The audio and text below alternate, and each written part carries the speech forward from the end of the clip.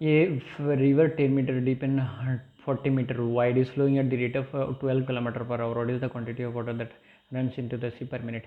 তো বন্ধুরা 10 metre deep আর 40 metre wide 12 kilometre per hour.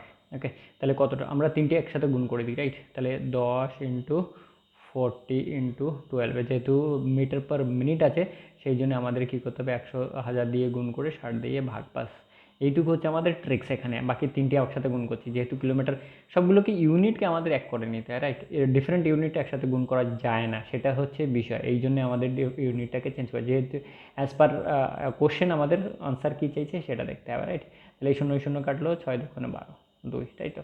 তাহলে 4 দুগুণে 8, 4 দুগুণে 8 হয়ে গেল। তাহলে এখানে 00 আর এইখানে 00, তাহলে কত হচ্ছে 80,000 কিউবিক মিটার পার মিনিট। বন্ধুরা একদম সোজা, এটা জলের মতো জলের মতো জলের মতো, জাস্ট আমাদের গুণ করতে হচ্ছে